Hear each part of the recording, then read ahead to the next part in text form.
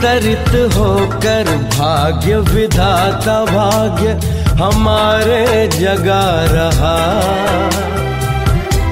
परमात्म शक्तियों वरदानों को प्यार से हम पर बरसा रहा। पधारो जी आप हमारे द्वार, पधारो जी आप हमारे द्वार। स्वीकारो निमंत्रण, स्वीकारो निमंत्रण। स्वागत है स्वागन, पधारो जी आप हमारे द्वार, पधारो जी आप हमारे द्वार। ओम शांति भाई जी। ओम शांति दीदी, ओम शांति। Welcome to Baroda. हमने जब आपसे बात की तो आपकी बातों से हमें लगा कि आपको सेवा का बहुत उमंग है। आप इतने बिजी होते हुए भी आपने ये सेवा के लिए तुरंत हमें डेट भी दी, तो इसलिए हम आपका बहुत बहुत शुक्रिया करते हैं और साथ साथ स्वागत भी करते हैं।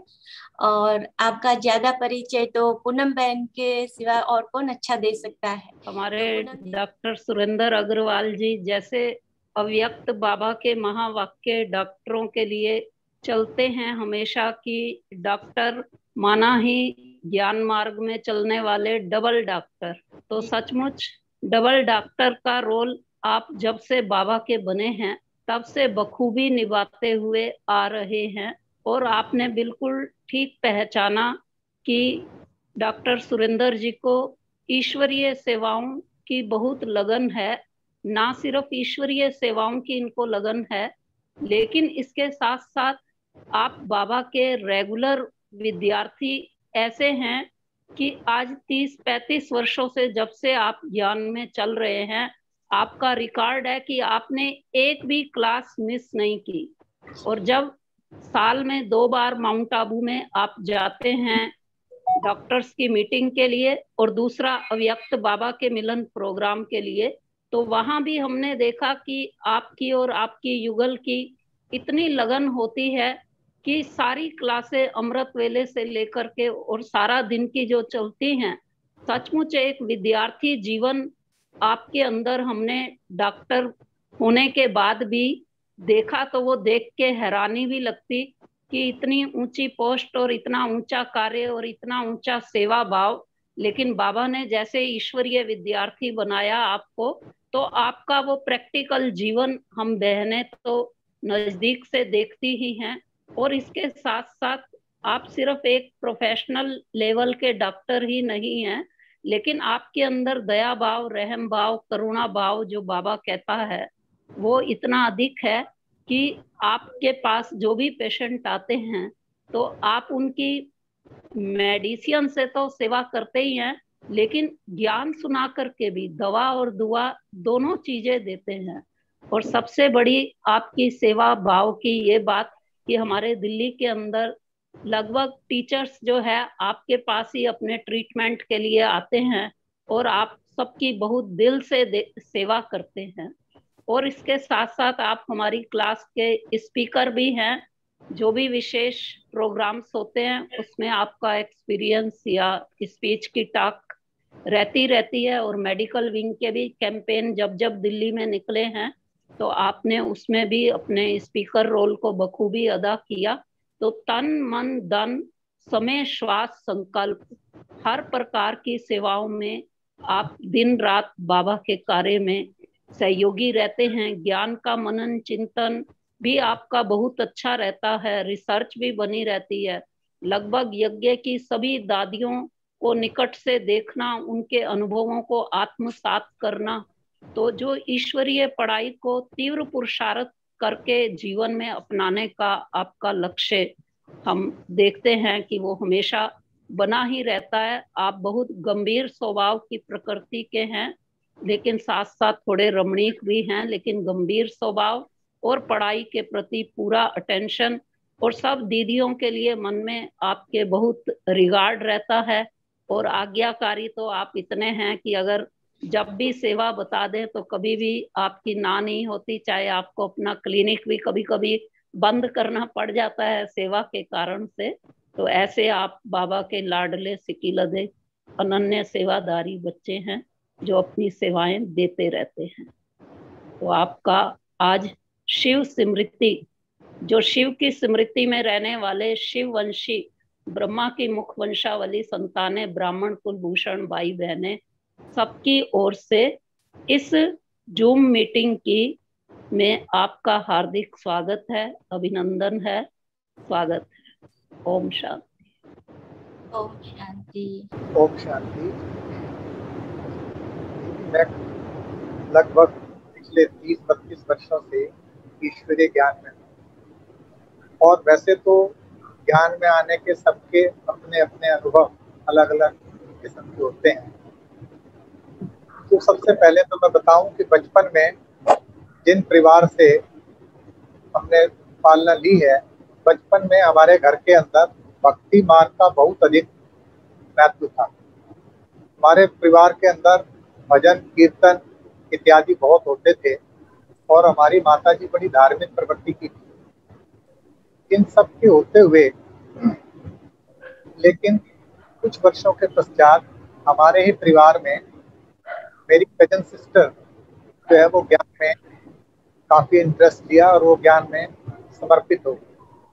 उनके ज्ञान में समर्पित होने के पश्चात घर के अंदर ज्ञान का बीज तो पड़ ही गया था, लेकिन जैसे जैसे शिक्षा का सत्र बढ़ने लगा, धीरे धीरे हम मेडिकल कॉलेज में पहुंचे, और मेडिकल कॉलेज में पहुंचने के पश्चात वहाँ भी जो है वो काफी हद तक बचपन से ही कुछ ऐसी प्रवृत्ति रही है मेरी, जो शुरू से एक तो साइलेंस का पार्ट बहुत रहा। मैं अधिक वाचा के अंदर आना कभी भी पसंद नहीं किया बचपन से ही, और दूसरे अपनी उस समय ईश्वरीय ज्ञान तो नहीं था, लेकिन लौकिक पढ़ाई बचपन से प्राइमरी स्कूल से लेकर और मेडिकल एजुकेशन तक पढ़ाई में बहुत ही रुचि रखता था, और अपनी पढ़ाई में बहुत ही रेगुलर और पंक्चुअल स्टूडेंट रहा हूँ। और वो दोनों मेरी हैबिट्स जब ज्ञान में आया तब मुझे समझ में आई कि मेरी जो बचपन की ये प्रवृत्ति थी साइलेंस में रहने की और पढ़ाई को बहुत अच्छी रीति से और रेगुलरिटी से पढ़ने की, वो बोर्डली स्टूडेंट लाइफ में इन दोनों हैबिट्स ने बहुत ही मेरा सहयोग दिया। तो इस प्रकार से जब हम मेडिकल एजुकेशन पूरी की, मेडिकल एजुकेशन पूरी करने के पश्चात करीब 30-35 वर्ष पहले मैं दिल्ली में आदर्श नगर क्षेत्र के अंदर प्रैक्टिस करता था, और वहाँ पर प्रैक्टिस करते हुए वहाँ की मजलिस पार्क की दीदी हमारी राज बहन जी जो है, वो अक्सर मेरे पास आती थी, कुछ अपनी कंसल्टेशन के लिए और कुछ रेगुलर वेट वगैरह करने के लिए रेगुलर वीकली आती थी, और कुछ ना कुछ ईश्वरीय ज्ञान की डिस्कशन करती थी। तो इस प्रकार से करते करते थोड़ी थोड़ी ईश्वरीय ज्ञान की अंदर इंटरेस्ट रुचि पैदा हुई, और वो रुचि बढ़ते बढ़ते फिर जो है वो काफ़ी हद तक इतनी बढ़ गई कि हमने प्रण कर लिया कि इस ईश्वरीय ज्ञान को जीवन में पूरी तरह से अप्लाई करना है। और ज्ञान में आने के कुछ दिन के पश्चात ही मेरा परम सौभाग्य था कि मेरी बहन जो बाला दीदी पांडव भवन में दादी गुलजार जी के साथ रहती थी, तो पांडव भवन दिल्ली में, तो दादी प्रकाश मणि जी पांडव माउंट आबू से और पांडव भवन दिल्ली में आई हुई थी। तो हमारी बहन ने मुझे वहाँ पर दादी जी से मिलवाने का लिए निमंत्रण दिया, और मैं पांडव भवन दिल्ली में दादी प्रकाश मणि जी से मिलने के लिए पहुंचा। ये उस समय मुझे ज्ञान में चलते हुए हार्डली 1 महीना ही हुआ था, और मेरी पहली मुलाकात भी दादी प्रकाश मणि जी से पांडव भवन दिल्ली में हुई। जब दादी जी से मेरा परिचय कराया गया तो हमारी बहन ने परिचय दिया कि दादी जी ये डॉक्टर हैं। तो दादी जी ने काफ़ी लंबी मुझे दृष्टि दी, और दृष्टि देने के पश्चात जो शब्द उन्होंने उच्चारित किए वो मैंने अपने जीवन के अंदर गांठ लगा ली, और वो मेरे जीवन की आगे प्रगति में मुझे बहुत ही सहयोग मिला उन शब्दों से। दादी जी ने कहा, भाई आपने मेडिकल एजुकेशन शरीर की पढ़ाई तो पढ़ी है, लेकिन आज से दादी आपको डबल डॉक्टर की डिग्री देते हैं। उस समय मैं ज्ञान से इतना परिचित नहीं था, तो मैंने दादी जी से पूछा, दादी जी मुझे ये बात समझ नहीं आई डबल डॉक्टर।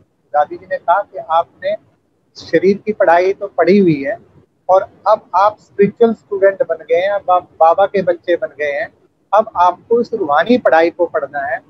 और दादी से हमारी बहन ने कहा कि दादी भाई को आप कोई बात जो भी आपको ठीक लगे वो कहिए इनके जीवन के प्रति। तो उस समय दादी जी ने मुझे कहा कि भाई बाबा जो हैं वो गरीब नवाज।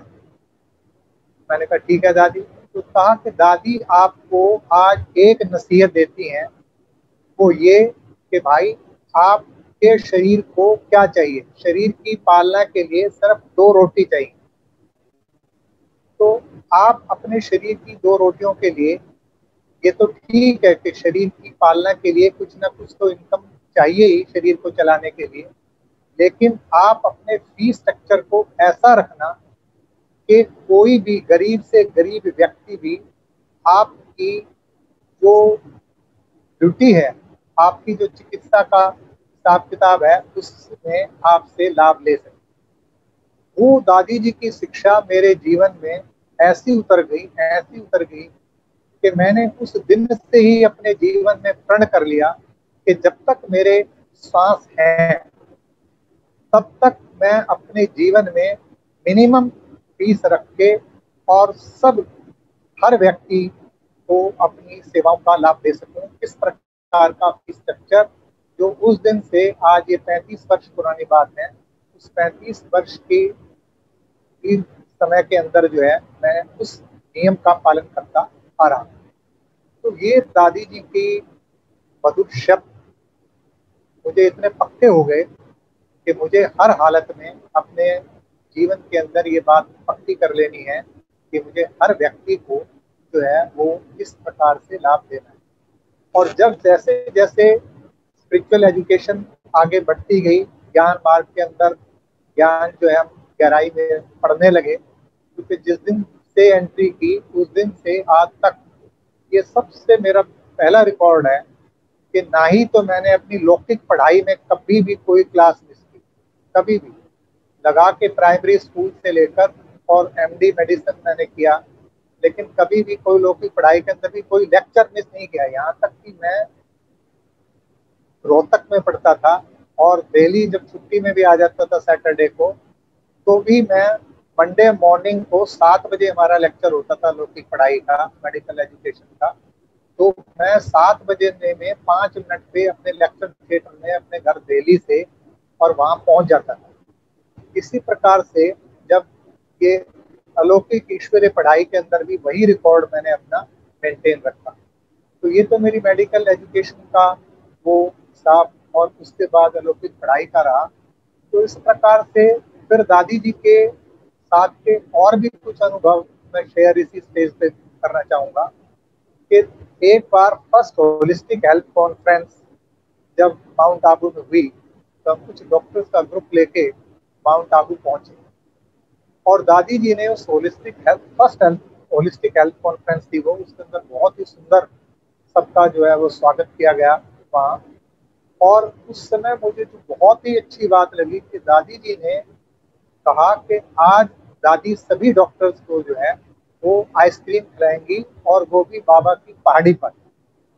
तो दादी जी इतनी बड़े इंस्टीट्यूशन की मुख्य प्रशासिका होते हुए और इतनी उम्र एज होते हुए भी बाबा की पहाड़ी पर खुद जाकर और वहाँ सभी डॉक्टर्स को वहाँ पर दादी जी ने आइसक्रीम खिलाई।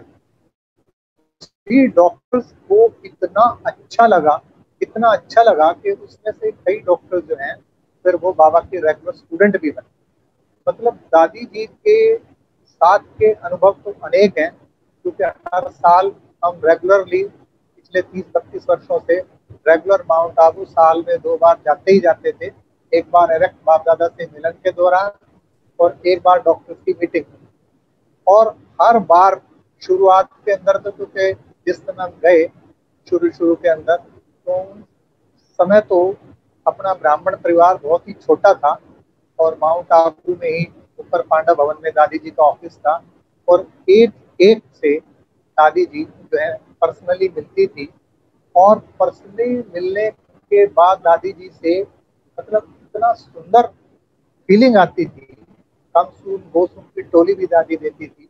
वही जैसे बताते हैं कि बाबा दिया करते थे, हालांकि स्थूल नेत्रों से ब्रह्मा बाबा को तो नहीं देखा, लेकिन दादी प्रकाशमणि जी के द्वारा उनकी पालना से और अव्यक्त बाप दादा की पालना से हमारी परम प्रिय दादी गुलजार जी के माध्यम से हमें कभी ऐसा अनुभव नहीं हुआ कि हमने स्थूल में ब्रह्मा बाबा को नहीं देखा। इनके द्वारा ही हमें ब्रह्मा बाबा की स्थूल भाषणा भी आती थी कि जब हमारी दादी इतनी महान है, हमारी दादियां हमारे लिए इतना कुछ कर रही हैं, तो हमारे ब्रह्मा बाबा जो है जब साकार में थे तो उन्होंने कितना ही लाड़ प्यार दिया होगा। हालांकि वही लाड़ प्यार जो साकार ब्रह्मा बाबा के द्वारा था वो हमने अव्यक्त बाप दादी गुलजार जी के तन के माध्यम से, इस रथ के माध्यम से जो है हमने उसकी अनुभूति की। इस प्रकार से दादी गुलजार जी के साथ के वैसे तो अनेक अनुभव स्मृति पटल पर घूम रहे हैं इस समय भी मेरे, लेकिन अव्यक्त बाप दादा की पालना का भी बहुत ही सुंदर अनुभव, क्योंकि जब हम पहली बार अव्यक्त बाप दादा से मिले तो उस समय अव्यक्त बाप दादा से मिलन के समय जो है वो पर्सनल वरदान पहली बार मिला था। और वो पर्सनल वरदान वो जीवन में आगे बढ़ने का आधार ही बन गया। उस पर्सनल वरदान में उस समय अभी तक मेरे स्मृति पटल पर है वो कि अव्यक्त बाप दादा ने जो दादी गुलजार जी के रथ के द्वारा उच्चारित किए थे वो यही थे, उड़ते रहो और उड़ाते रहो। तो वो जो महावाक्य थे, जो बाबा के जो वरदान थे, वो एकदम मस्तक पटल पर ऐसे प्रिंट हो गए कि जीवन के अंदर ये प्रण किया कि ये वरदान, क्योंकि ये तो एक लिफ्ट है। जो बाबा से वरदान पर्सनल मिलता है वो तो हर आत्मा की उत्थान के लिए, हर आत्मा के उड़ने के लिए अपने आप में उसके अंदर तो कोई मेहनत है ही नहीं, क्योंकि ये तो वरदान है। तो जो वरदान होता है वो तो एज इट इज फलीभूत होता है, सिर्फ उसको हमें दिल से स्वीकार करना होता है, दिल से स्वीकार करके उसके ऊपर चलना होता है। तो अव्यक्त बाप दादा की पालना के भी बहुत बहुत सुंदर अनुभव वर्ष प्रति वर्ष होते रहे हैं। अनेक बार हम बाबा से मिले और जब भी हम बाबा से मिलने जाते थे तो हमारी परम प्रिय दादी गुलजार जी, उनसे भी हम जरूर मिलते थे। दादी गुलजार जी के द्वारा भी हमें बहुत सुंदर अनुभूति होती थी। हर बार हम मिलते थे दादी जी से, और दादी जी की सिंप्लिसिटी और उनकी रूहानियत वो इतनी अट्रैक्टिव थी कि ऐसा अनुभव होता था। खासतौर से पिछले कुछ वर्षों में, करीब समझता हूँ मैं 2010 के बाद 11-12 और से लेके और 15-16 तक तो बिल्कुल ही ऐसे जैसे अव्यक्त फरिश्ता, दादी तो बिल्कुल एकदम फरिश्ता। और हर समय, चाहे उस समय अव्यक्त बाप दादा उनके अंदर पार्ट चल रहा है या वैसे दादी जी हैं साकार में, तो भी मतलब उनके द्वारा बिल्कुल ऐसी अनुभूति होती थी। आदमी स्मृति के अंदर ऐसे खो जाते थे दादी जी से दृष्टि लेते ही कि अपना साकार शरीर को भूल ही जाता था। इतनी सुंदर अनुभूति होती थी। और जो दादी जी विशेष, गुलजार जी की विशेष जो अनुभूति थी, वो हमें ऐसा लगता था कि दादी का विशेष जो बार बार पिछले कई वर्षों में उन्होंने रिपीट करते जब भी दादी जी से मिलता था कि तुम्हें सदा खुश रहना है और खुशियां बांटनी है। कुछ भी हो जाए लेकिन खुशी गुम नहीं होनी चाहिए।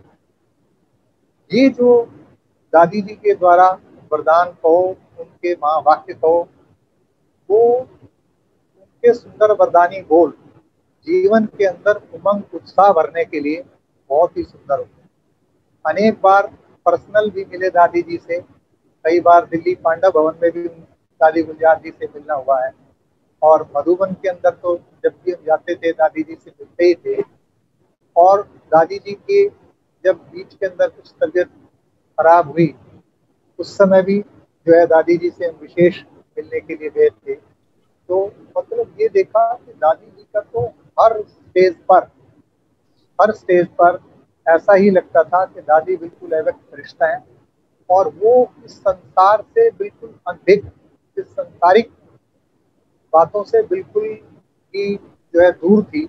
उन्हें इस चीज़ों का बिल्कुल भी लौकिक दुनिया का कोई वो नहीं था, किसी तरह का भी उनकी जिंदगी के अंदर इतनी क्लियर विजन और इतना सुंदर पार्ट। क्योंकि ये भी स्मृति पटल के अंदर रहता ही है कि आफ्टर ऑल दादी गुलजार जी को ही बाबा ने रख क्यों चुना, क्योंकि इनकी बुद्धि इतनी समर्पित बुद्धि, इतनी क्लियर बुद्धि और इतनी इनोसेंट थी कि आखिर तक उनका पार्ट जो है, जो 2017 दिसंबर के अंदर जो लास्ट मूवी चली, जबकि निर्भय भाई ने बाबा से पूछा था कि बाबा इस वर्ष को क्या नाम दें, तो बाबा ने कहा था कि उस समय निर्भय भाई जी ने पूछा था। तो इस तरह से बाबा का और दादी गुलजार जी के माध्यम के द्वारा जो पार्ट चला वो बहुत सुंदर रहा। और जो लास्ट के 3 साल दादी जी बॉम्बे में रही, तो ये भी एक बाबा का ही समझिए निर्देश और संदेश था कि दादी जो है वास्तव में साइलेंस में थी और हम बच्चों को साइलेंस का पाठ पढ़ा रही थी। तो ठीक है कि रथ की अंदर जो प्रॉब्लम आई थी, बीमारी आई थी, बीमारी के जो है, बीमारी तो एक बहाना था, लेकिन ये वास्तव में दादी जी का बहुत ही गहन डीप साइलेंस का पाठ चल रहा था, जो कि हम सब ब्राह्मण आत्माओं को चला रहा था। और इस साइलेंस के द्वारा भी जो है दादी जी के द्वारा बहुत गहन सेवा हो रही थी, जो गहन तपस्या चल रही थी।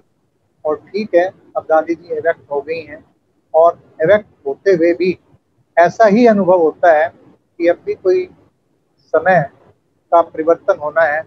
और यज्ञ के भी जब से मेंटर हुए यज्ञ के अंदर बाबा के एवेक्ट बाप दादा के पार्ट में भी अनेक प्रकार के परिवर्तन देखे, समय प्रति समय जो है वो सब कुछ हमारे देखने में रहा। तो वो भी हमने देखा कि यज्ञ के अंदर बड़े परिवर्तन हुए और अभी भी नजर आ रहा है कि समय को देखते हुए समय बहुत नीप है, समय भी इशारा दे रहा है। तो उन सब चीज़ों को देखते हुए, समय की सत्ता को देखते हुए भी कुछ परिवर्तन जो है वो भी अब सामने खड़ा है। और इसके साथ साथ कुछ और भी अनुभव जगदीश भाई जी के साथ के भी हमारे कुछ अनुभव हैं। जगदीश भाई भी इस इंस्टीट्यूशन के बहुत ही दिग्गज भाई हमारे रहे हैं। तो जगदीश भाई जी से भी मिलन का पार्ट रहा। जगदीश भाई जी का भी एक खास जो अनुभव मेरे स्मृति पटल पर आ रहा है। एक बार दादी प्रकाश मणि जी जो है वो कहीं से आ रही थी और उनका कोई 10-15 मिनट जो है वो दिल्ली में स्टॉपेज था रेलवे स्टेशन पर।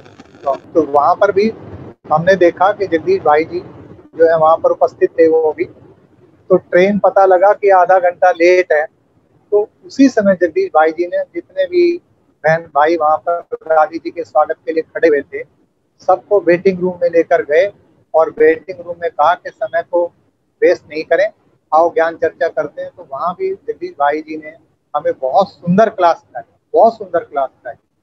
मतलब जगदीश भाई जी को 1 मिनट भी वेस्ट, समय का बड़ा गहरा महत्व था जो मैं बताना चाह रहा हूँ। जगदीश भाई जी के एक्सपीरियंस से मुझे जो लगा वहाँ से उनसे सीखने से कि वो कहते थे एक संकल्प और समय का 1 सेकंड भी वेस्ट नहीं जाना चाहिए। तो ये इसके द्वारा सुंदर जो है अनुभव हमें वहाँ मिला।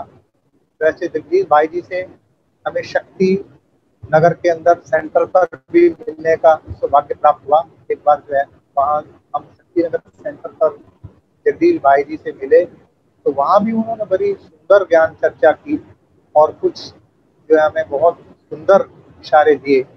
और इस प्रकार से एक बार और हम जब जगदीश भाई जी को लीवर में कुछ प्रॉब्लम आई थी, इंदौरा हॉस्पिटल दिल्ली में एडमिट थे, तो हॉस्पिटल में भी हम भाई साहब से मिलने के लिए गए। तो वहाँ भी हॉस्पिटल में भी ये देखा हमने कि भाई साहब बिल्कुल भी वहाँ भी कोई किसी तरह का कुछ नहीं। वहाँ भी उस समय जब हम भाई साहब से मिलने के लिए पहुंचे तो वो ईश्वरीय सेवाओं के कार्यक्रम में ही बिजी थे। मतलब उनके लिए सेवा सेवा और सेवा, एकदम कोई कुछ नहीं, बस वहाँ पर भी सेवा का ही प्रोग्राम कर रहे थे। सारा वहाँ पे जो था वो सेवा के आगे से आगे प्रोग्राम बनाने का उनका वो चल रहा था। तो मतलब जगदीश भाई जी के कॉन्टेक्ट में आने से हमने सीखा कि जो बाबा कहते हैं कि याद के साथ साथ सेवा भी इस ईश्वरीय जीवन का बहुत इम्पोर्टेंट सब्जेक्ट है। तो वैसे भी क्योंकि जगदीश भाई जी का जितना भी लिटरेचर, और वहाँ एक और बात याद मुझे जो पड़ी कि जब हम शक्ति नगर सेवा केंद्र पर उनसे मिले थे तो उन्होंने एक विशेष जो बात उस समय कही थी, स्वाध्याय कि सेल्फ स्टडी बहुत जरूरी है, कुछ समय डेली। उन्होंने जो समय इंस्ट्रक्शन आप मुझे याद की, दिमाग में स्ट्राइक की, तो उन्होंने जो पर्सनल मुलाकात के अंदर जो बात मुझे कहा था कि रोज कुछ ना कुछ समय पर्सनल स्टडी के लिए आपको जरूर निकालना है। तो उस दिन की उनकी वो बात एकदम दिल में पक्की हो गई। तो उस दिन से ही मैंने प्रण किया कि कम से कम आधा घंटा, उन्होंने कहा था हो सके तो 1 घंटा नहीं तो आधा घंटा जरूर सेल्फ स्टडी मुरली की। खाली मुरली को सुन लेना या पढ़ लेना ही काफी नहीं है, लेकिन मुरली की कम से कम 1-2 पॉइंट्स पकड़ के और उसकी गहराई में जाना, और उसकी गहराई में इतना खो जाना कि उसके अंदर से फिर मक्खन निकाल के और उसको अपने जीवन में धारण करना, ये है वास्तव में जो बाबा कहते विचार सागर मंथन करना। और वो कहते थे क्योंकि हर मुरली के अंदर 4 सब्जेक्ट कवर किए होते हैं, ज्ञान योग धारणा सेवा। तो इसलिए रोज कभी ज्ञान की कोई पॉइंट पकड़ो, कभी योग की कोई पकड़ो, कभी सेवा की पकड़ो, और उस पॉइंट को अच्छी तरह से मनन चिंतन करके और फिर उसको जीवन में अप्लाई करो। तो इस तरह से ज्ञान का खजाना, ज्ञान का बल, क्योंकि योग शक्ति भी जैसे बाबा कहते हैं 24/7 के निरंतर योग और निरंतर सेवा, हर पल योग हर पल सेवा, ये चलती रहनी चाहिए। लेकिन चाहे योग का बेस हो चाहे सेवा का बेस हो, स्टडी बहुत जरूरी है। इसलिए मुरली का अध्ययन करना और मुरली की क्लास में रेगुलर रहना। अब ठीक है कुछ कोरोना की वजह से 1 साल जो है इस तरह से गुजरा, लेकिन उस 1 साल में भी जितना भी समय सेंटर्स की, जैसे माउंट आबू से इंस्ट्रक्शन आई थी तो सभी सेवा केंद्र जो है और लोकल गवर्नमेंट की जो इंस्ट्रक्शन थी उसके अनुसार जो है तो सेवा केंद्रों पर आना उस समय बंद था। तो भी हम रोज मुरली जो है वो मीडिया के द्वारा सुनते ही थे और सेल्फ स्टडी तो करते ही थे मुरली। तो साथ साथ जो है वो भी पूरा, लेकिन कोई भी दिन चाहे हम बाहर रहे चाहे अंदर रहे, चाहे कोई कॉन्फ्रेंसिस की वजह से हमें बाहर भी जाना हुआ, लेकिन ये जरूर होता था कि जहाँ तक कोशिश होती थी कि अगर हम बाहर भी जाएं तो सबसे पहले वहाँ जाने से पहले वहाँ की बैंड को फोन लगा के, जहाँ हम जा रहे हैं जिस भी स्टेशन पर जा रहे हैं, जैसे अहमदाबाद गया तो अहमदाबाद पहले पहुँचने से पहले ही हमने फ़ोन लगा लिया कि दीदी ऐसे ऐसे हैं, तो दीदी ने कहा मोस्ट वेलकम, आओ आप मॉर्निंग क्लास, तो हम सेंटर पर ही करते थे। तो इस प्रकार से स्टडी की पूरी लगन जो है वो हमेशा से बनी ही रहती थी। और भी अनेक बड़े दादियों से भी, एक बार दादी मनोहर दादी का भी मुझे एक इंसिडेंस याद आ रहा है। एक बार बदलिस पार्क सेंटर पर ब्रह्मा भोजन था, वहाँ पर मनोहर दादी जी जो है वो आई हुई थी और मनोहर दादी के साथ हम ब्रह्मा भोजन के ऊपर बैठे हुए थे। वहाँ पे बदलिस पार्क सेंटर के भी 2 भाई, नरेंद्र भाई और एक तिलक राज भाई थे, उसमें वो जो है बैठे हुए थे। तो वहाँ की टीचर राज दीदी जी ने मनोहर दादी से मेरा परिचय कराया। तो फिर मनोहर दादी ने जो है बहुत सुंदर, उन्होंने हमें बैठ के घर गृहस्थ के अंदर रहते हुए किस प्रकार से लौकिक अलौकिक प्रोफेशनल लाइफ का किस प्रकार से बैलेंस रखना है, वो भी बड़ी सुंदर दादी मनोहर जी ने हमें, क्योंकि उन्होंने एक ही बात क्लियर की कि बाबा हमेशा बैलेंस की बात सिखाते हैं, और बैलेंस जीवन में जब तक बैलेंस नहीं होगा तब तक ब्लेसिंग कभी नहीं होगी। इसलिए जीवन में सफलता का आधार जो है वो बैलेंस है। तो किस प्रकार से ये बैलेंस का भी पार्ट उन्होंने वहाँ पे हमें पढ़ाया कि घर गृहस्थ में रहते हुए कैसे अपनी लौकिक लाइफ को मेंटेन करना है, लौकिक के साथ साथ अलौकिक जीवन में कैसे आगे बढ़ना है, और उसके साथ साथ जो आपकी प्रोफेशनल लाइफ है, जो आपका काम होता है, उसके अंदर भी बैलेंस बना के रखना है। तो इस प्रकार से बैलेंस के प्रति भी जो इंस्ट्रक्शन दादी जी के द्वारा मिली, वो भी जीवन के अंदर बहुत ही उपयोगी थी। इसी प्रकार से हम और भी अनेक भाइयों के कॉन्टेक्ट में रहें, और विशेष तौर पर जब भी हम माउंट आबू जाते हैं तो हमारे सूर्य भाई जी जो है, उनसे भी हमारी निरंतर मुलाकात होती है। हर वर्ष जब भी हम माउंट आबू जाते हैं, या सूर्य भाई जी दिल्ली में भी आते रहते हैं भर्तियाँ वगैरह कराने के लिए, तो उनसे भी बराबर लगातार हम संपर्क करते हैं। क्योंकि भाई जी के भी जो सबकॉन्शियस माइंड के और थॉट्स के बारे में जो एक्सपेरिमेंट्स हैं, वो क्योंकि ज्ञान में आने के पश्चात जो है, वो इस ज्ञान के द्वारा हमें अपनी प्रोफेशनल लाइफ में भी, पर्सनल लाइफ में भी बहुत चेंज आया।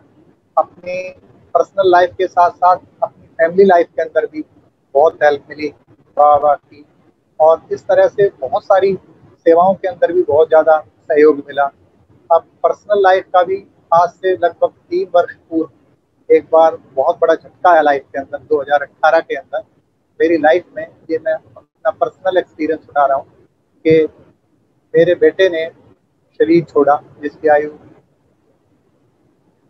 30-31 साल थी।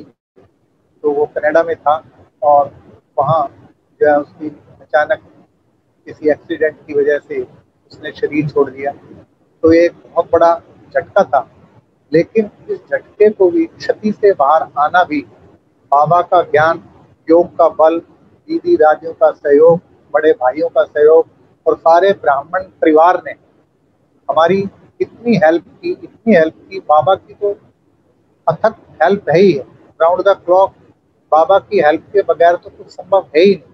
लेकिन बाबा के साथ साथ ब्राह्मण परिवार और दीदी दादियों का, सबका, बड़ों का, सबका सहयोग, हमारे सेवा केंद्र की सभी बहनों ने हमारे घर के अंदर आकर वहाँ क्लासेस कराई, योग चला, और उस जो परिस्थिति को इस प्रकार से सेवा के अंदर परिवर्तन किया, और इस प्रकार से हमारे सारे परिवार को उसमें से बाहर निकालने का जो है, ये बाबा का ही कमाल था कि उस परिस्थिति से हम जल्दी बाहर निकले, और फिर भी उस सब के अंदर जो है वो परिवार ने अपना बैलेंस बनाए रखा।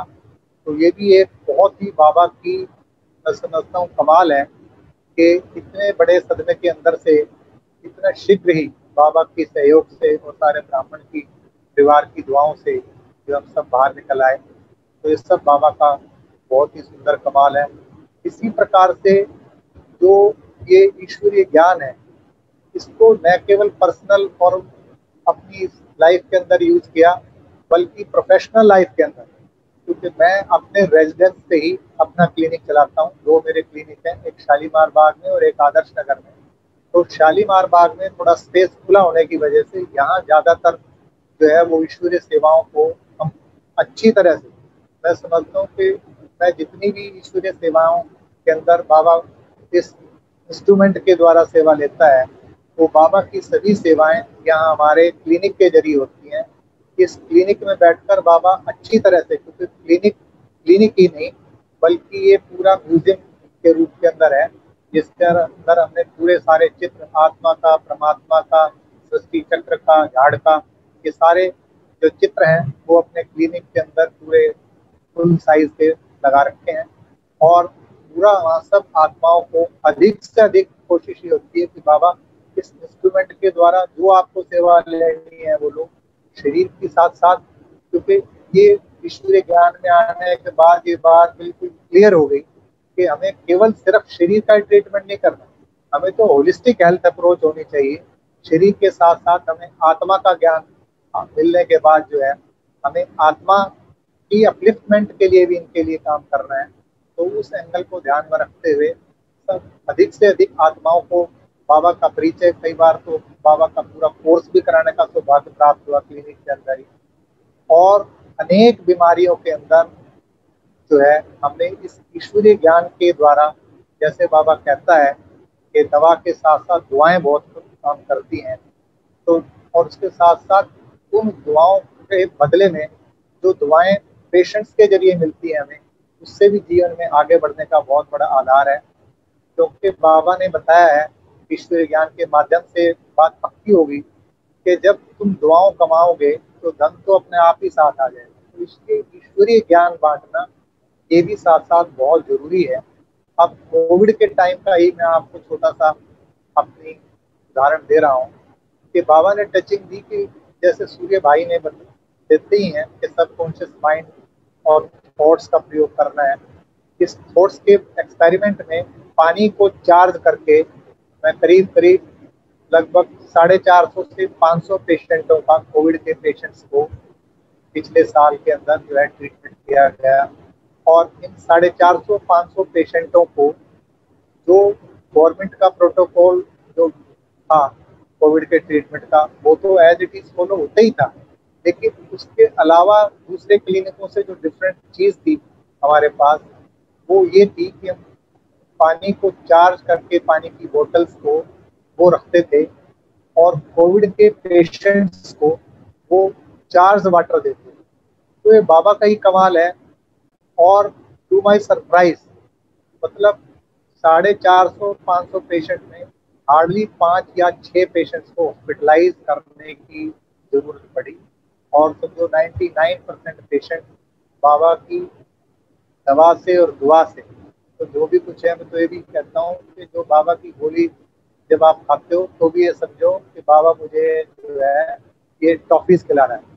तो जो भी दवाएं थी या वो चार्ज वाटर था, मतलब यहाँ तक उनकी डिमांड बढ़ गई कि कोविड के पेशेंट को तो तुमसे हम बुलाते नहीं थे, उनके अटेंडेंस से आते थे। तो मान लो उनको 5 दिन का ट्रीटमेंट लिखते थे तो 2 दिन के अंदर वो कहते थे डॉक्टर साहब बोतल तो खत्म हो गई, आज जो है मैं सिर्फ बोतल लेने आया हूँ, वो अमृत दे दो।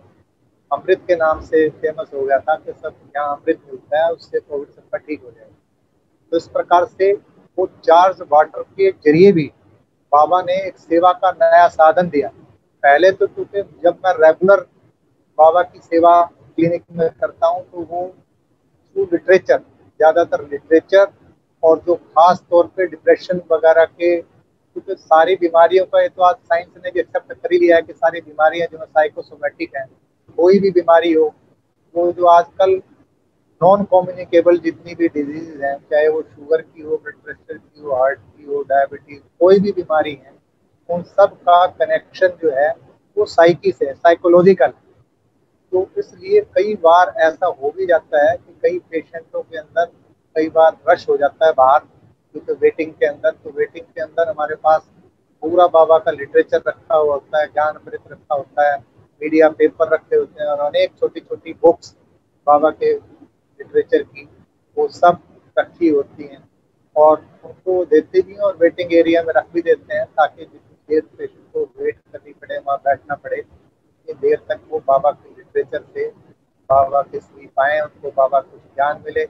और ज़्यादा से ज़्यादा कोशिश करते हैं कि मैगजीन्स जो हैं अपनी वो उनको दी जाए, लिटरेचर दिया जाए, बाबा का मैसेज दिया जाए। क्योंकि मैं कोई बहुत ज़्यादा डिटेल में बात नहीं करता, वो सिर्फ इतनी बात बता देते हैं कि तुम शरीर नहीं आत्मा हो। क्योंकि बाबा कहता है किसी को भी बहुत लंबा अगर मैसेज देने लगते हो तो ना ही तो आजकल लोगों के पास समय है और ना ही पेशेंस, मतलब पेशेंस भी नहीं। अगर किसी को लंबा ज्ञान सुनाने लगो तो कोई आज सुनने को तैयार नहीं। लेकिन 2 शब्द जिस समय आदमी डॉक्टर के पास आता है तो परेशानी नहीं आता है, तो इसलिए डॉक्टर की बात को फिर भी पेशेंट जो है वो सुनता है और उसको अप्लाई भी करता है। क्योंकि हमने शिव संदेश भी कई हजार की संख्या के अंदर जो है वो क्लिनिक के माध्यम से बांटे हैं और उनको अधिकतर लोग आजकल ताबीज कहते हैं कि ये डॉक्टर ताबीज का काम करते हैं, सुरक्षा कवच है हमारा। वो अपनी कोई पॉकेट में रखता है, कोई पर्स में रखता है। अनेक लोग, अनेक तरह के पेशेंट जो हैं वो कहते हैं इन्होंने इस शिव संदेश की बुक के जरिए जो है हमारा बहुत ही हमें जीवन में फायदा मिला है, अनेक हम परेशानियों से बचे हैं। तो इस प्रकार से बाबा का लिटरेचर और अनेक प्रकार की सेवाओं को जो है करते हुए हम अपने जीवन के अंदर आगे बढ़ रहे हैं। और जीवन का लक्ष्य तो यही है कि बस आगे बढ़ते रहें। तो सिर्फ एक ही चाहना है कि बाबा इस इंस्ट्रूमेंट के द्वारा, क्योंकि करण करावनहार बाबा है, हम कुछ नहीं कर रहे, हम तो सिर्फ जो बाबा दिखा रहा है, जो बाबा बता रहा है, जो बाबा करवा रहा है, करावनहार वही है, रास्ता वही दिखाता है, टचिंग वही करता है। जैसे जैसे बाबा से टचिंग आती है उसको इम्प्लीमेंट करने के लिए इंस्ट्रूमेंट। तो उस बातों को सबको ध्यान में रखते हुए हम सेवाओं को करते अपने जीवन में आगे बढ़ रहे हैं। ये इस तरह के पर्सनल एक्सपीरियंस और अनुभव ये है कि कोविड के टाइम में तो वैसे तो दीदियाँ दूर दूर से हमारे पास सेवाओं के लिए, अपने हेल्थ के उसके लिए आती रहती हैं, और दीदियों के जरिए भी बहुत हमें प्राप्ति होती है, क्योंकि दीदियाँ भी बड़ी रिलैक्स होके हमारे क्लिनिक में हमें बहुत अच्छी अच्छी गाइडेंस देती हैं और अनेक सेवा के नए नए साधन भी हमें समझाती हैं कि किस प्रकार से हम और अनेक सेवाएं जो हैं वो कर सकते हैं। तो इस प्रकार से दीदियों का खास तौर पे जब ये लॉकडाउन का पीरियड था, तो इस लॉकडाउन के पीरियड में अनेक नई दीदियों से भी हमारा परिचय हुआ। जैसे आसपास के दोनों क्लिनिक्स में, जो आदर्श नगर का क्लिनिक है और जो शालीमार बाग का क्लिनिक है, यहाँ तो हम दीदियाँ जो आती हैं वो आती ही हैं, लेकिन लॉकडाउन में क्योंकि बहुत सारे डॉक्टर्स अवेलेबल नहीं थे, बहुत सारी दीदियाँ दूर दूर से भी आई, क्योंकि उनके क्षेत्र के अंदर कोई डॉक्टर वर्किंग नहीं थे। लेकिन हमने अपना क्लिनिक शुरू के अंदर जो लॉकडाउन लगा 25 मार्च 2020 को, तब करीब करीब 15-20 दिन तो क्लिनिक बंद रखा था। लेकिन उस 15-20 दिन के बाद जो है हमने क्लिनिक को धीरे धीरे, अपने आदर्श नगर का क्लिनिक तो नहीं खोला था, लेकिन रेजिडेंस पे स्पेस काफ़ी था, तो रेजिडेंस पे हमने खोलना शुरू कर दिया था। और यहाँ पर जो है थोड़े थोड़े क्योंकि शुरू में जब मैंने खोला तो मुझे लगा कि थर्सडे को तो कम से कम मुझे क्लिनिक खोलना चाहिए। जो मेरी बुद्धि ने मुझे टच किया कि मैं सबसे पहले थर्सडे को क्लिनिक में बैठना शुरू किया। तो थर्सडे को जब क्लिनिक में बैठना शुरू किया तो लोगों को जैसे पता लगने लगा, तो फिर वो बहुत ज़्यादा भीड़ होने लगी। तो पुलिस ने आके हमें इंस्ट्रक्ट किया कि भी इस तरह से आपको खोलना अलाउड नहीं है क्लिनिक की, क्योंकि यहाँ बहुत भीड़ हो जाती है। तो जो सोशल डिस्टेंसिंग वाला रूल है, गवर्नमेंट का प्रोटोकॉल है, वो फॉलो अप नहीं हो रहा, तो ये आपके लिए भी ठीक नहीं है और ये गवर्नमेंट के रूल्स रेगुलेशन के हिसाब से भी ठीक नहीं हो रहा। तो फिर मैंने समझा कि भाई ये इसको फिर हमने ट्वाइस ए वीक किया, फिर ट्वाइस के बाद ट्राइस ए वीक किया, और फिर धीरे धीरे डेली खोलना शुरू कर दिया। मई के अंदर 7 मई को मैंने, जब फर्स्ट लॉकडाउन पूरा होकर सेकंड लॉकडाउन लगा था, तो तब हमने पूरा डेली अपना रेगुलर बैठना शुरू किया। उस लॉकडाउन पीरियड के अंदर अनेक नई दीदियों से परिचय हुआ, और अनेक नई दीदियों से परिचय होने के साथ साथ अनेक तरह की नई नई जो है सेवाएं भी, और दीदियों के एक्सपीरियंस से, और के एक्सपीरियंस के साथ साथ ये भी अपना भी पर्सनल, क्योंकि जब तक अपनी पर्सनल जो है अप्रोच नहीं होगी, तो उस पर्सनल का ये था क्योंकि जब हम पहले हम 4 क्लिनिक शिफ्ट करते थे, 2 रेजिडेंस पे और 2 आदर्श नगर। फिर जब बेटे ने शरीर छोड़ा 2018 में, तो हमने फिर इसको 3 शिफ्ट में कर दिया, 1 शिफ्ट बंद कर दी। लेकिन जब लॉकडाउन लगा और 20 से 25 दिन बिल्कुल टोटल क्लिनिक बंद रहा, कोई भी हम क्लिनिक नहीं चला रहे थे और सेंटर भी बंद थे, तो उस समय इतना अच्छा लगा कि ऐसा लगा कि ये लॉकडाउन भी हमारे लिए गिफ्ट बन के आया है, क्योंकि इतना समय अपनी पर्सनल अपलिफ्टमेंट के लिए क्लिनिकों को चलाते हुए, क्योंकि पेशेंट का रश होते हुए उस लाइफ में इतने बिजी हो जाते थे, तो फिर उसको भी ऐसा लगता था कि ये मानव सेवा है। उसके अंदर भी जब हम इतना डील कर रहे थे, तो ऐसा लगता था कि हमारा कोई एम नहीं है अर्निंग, हमारा एम है सिर्फ सर्व द पुअर ह्यूमैनिटी। क्योंकि मुझे यही लगता था कि फीस स्ट्रक्चर जो है वो बहुत ज़्यादा है बाहर के लोगों का, दूसरे डॉक्टर्स का। तो इस फीस स्ट्रक्चर में सिर्फ कुछ एक लोग ही जो है उसका लाभ ले सकते हैं, लेकिन मेरा फीस स्ट्रक्चर इतना मिनिमम है कि बहुत पुअर आदमी भी अफोर्ड कर सकते हैं। तो मुझे लगता था कि ये सेवा भी एक सेवा है, और वो सेवा मुझे लगता था ये डबल सेवा है। मुझे रूहानियत सेवा जो है करने का बहुत इजी तरीका मिल जाता था कि जो पेशेंट के रूप में डॉक्टर के पास आएगा वो डॉक्टर की बात को जरूर सुनेगा। जब हम उसको 2-4 परहेज की बातें सुनाते थे तो ये जरूर था कि हर पेशेंट को कम से कम एक ज्ञान की पॉइंट देनी ही देनी। तो जब मैंने अपनी एकदम से बहुत ज्यादा बैठ के अनुभव किया, जिस लॉकडाउन का पीरियड था, टोटल क्लिनिक की सेवाएं भी बंद थी, तो उस समय योग के ऊपर बहुत ज्यादा फोकस किया। तो उस लॉकडाउन में जो वर्किंग करते हुए जिस समय इतना योग का समय नहीं निकाल सकते थे, लेकिन लॉकडाउन में उस चीज को हमने काफी बढ़ाया, योग का समय जो है काफी ज्यादा लगाया। तो उसके अंदर बहुत ही सुंदर अनुभव होने लगे और ऐसे लगने लगा कि ये जो 4 शिफ्ट चला रहे हैं ये यूजलेस है, उसको 3 किया गया। और अब जो है मैं पिछले 1 साल से सिर्फ 2 ही शिफ्ट, बल्कि 2 भी क्या, पहले तो 1 ही चला रहा था। पिछले 25 दिसंबर 2020 को आदर्श नगर का क्लिनिक से मैंने खोला, क्योंकि वो स्लम एरिया है और उस स्लम एरिया के अंदर बहुत पुअर लोग हैं और वो बहुत सफ़र कर रहे थे हमारे क्लिनिक ना खुलने की वजह से।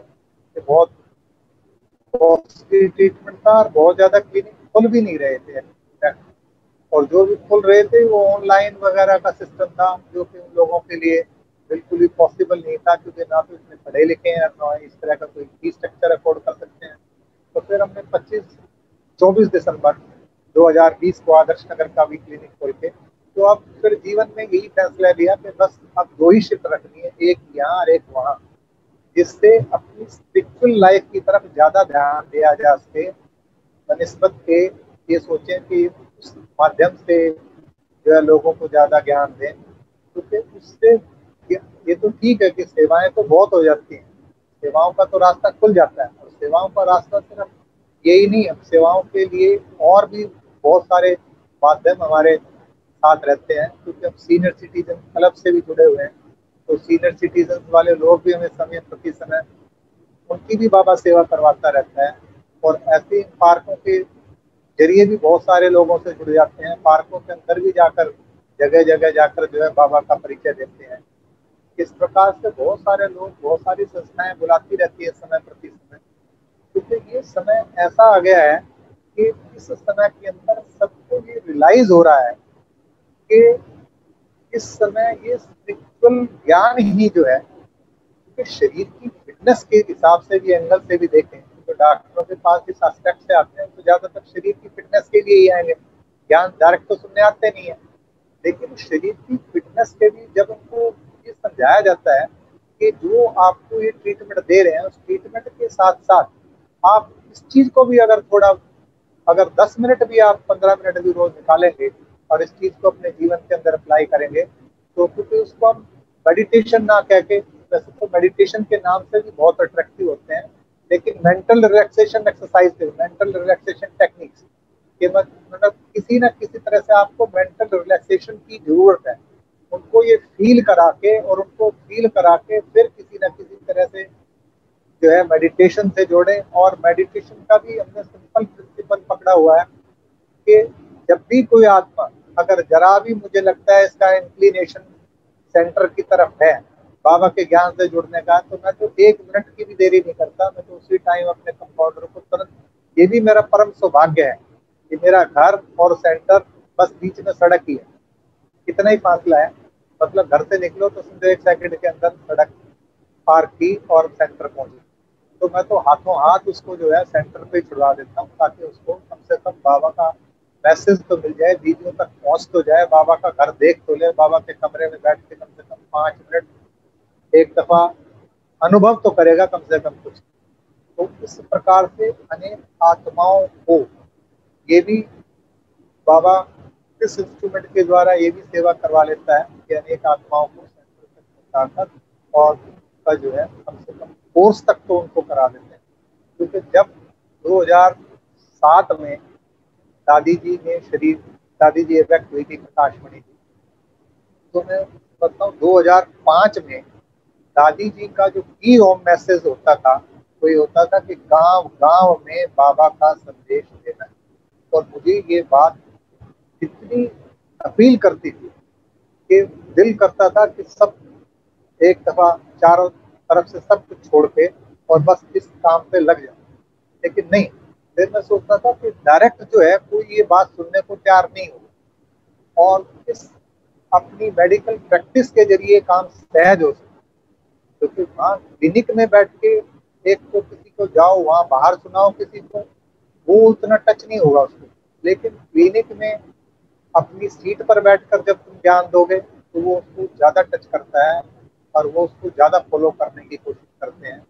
तो इस तरह से जो है ये क्लिनिक की सेवाएं, जब दादी जी ने कहा था 2007 में 5-6 साल वगैरह के अंदर जो है इलेक्ट होने से पहले, वो चीज़ जो है बहुत स्ट्राइक करती थी और उससे सेवा के द्वार जो है वो खुल गए थे।